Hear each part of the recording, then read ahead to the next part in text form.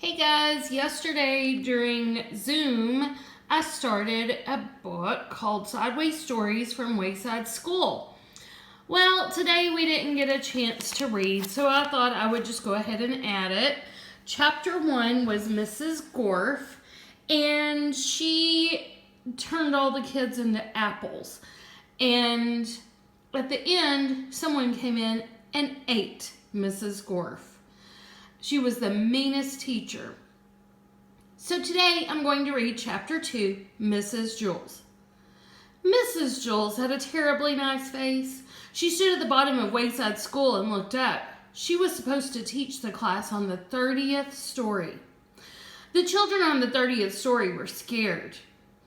They had never told anybody what had happened to Mrs. Gorf. They hadn't had a teacher for 3 days. They were afraid of what their new teacher would be like. They had heard she'd be a terribly nice teacher. They had never had a nice teacher. They were terribly afraid of nice teachers. Mrs. Jewls walked up the winding, creaking staircase to the 30th story. She was also afraid. She was afraid of the children. She had heard they would be horribly... Whoa! Sorry about that. Cute children. She had never taught cute children before. She was horribly afraid of cute children. She opened the door to the classroom. She was terribly nice. The children could tell just by looking at her.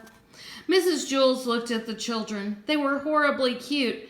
In fact, they were much too cute to be children. "I don't believe it," said Mrs. Jewls. "It's a room full of monkeys." The children looked at each other. They didn't see any monkeys. "This is ridiculous," said Mrs. Jewls. "Just ridiculous. I walked all the way up 30 flights of stairs for nothing but a class of monkeys. What do they think I am? I'm a teacher, not a zookeeper." The children looked at her. They didn't know what to say. Todd scratched his head. "Oh, I'm sorry," said Mrs. Jewls. "Please don't get me wrong. I have nothing against monkeys. It's just that I was expecting children. I like monkeys, really I do. Why, I'm sure we can play all kinds of monkey games." "What are you talking about?" asked Todd. Mrs. Jewls nearly fell off her chair.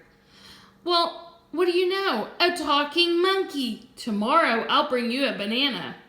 "My name is Todd," said Todd. The children were flabbergasted. They all raised their hands. "I'm sorry," said Mrs. Jewls, "but I don't have enough bananas for all of you. I didn't expect this. Next week, I'll bring a whole bushel." "I don't want a banana," said Calvin. I'm not a monkey." "Would you like a peanut?" asked Mrs. Jewls. "I think I might have a bag of peanuts in my purse. Wait a second. Yes, here it is." "Thanks," said Calvin. Calvin liked peanuts. Allison stood up. "I'm not a monkey," she said. "I'm a girl. My name is Allison, and so is everybody else." Mrs. Jewls was shocked. "Do you mean to tell me that every monkey in here is named Allison?" "No," said Jenny. "She means we are all children. My name is Jenny." "No," said Mrs. Jewls. "You're much too cute to be children." Jason raised his hand. "Yes," said Mrs. Jewls. "The chimpanzee in the red shirt?" "My name is Jason," said Jason, "and I'm not a chimpanzee." "You're too small to be a gorilla," said Mrs. Jewls. "I'm a boy," said Jason. "You're not a monkey?" asked Mrs. Jewls. "No," said Jason. "And the rest of the class, they're not monkeys either?" asked Mrs. Jewls. "No," said Allison. "That's what we've been trying to tell you." "Are you sure?" asked Mrs. Jewls. We'd know if we were monkeys, wouldn't we?" asked Calvin. "I don't know," said Mrs. Jewls. "Do monkeys know that they are monkeys?" "I don't know," said Allison. "I'm not a monkey." "No, I suppose you're not," said Mrs. Jewls.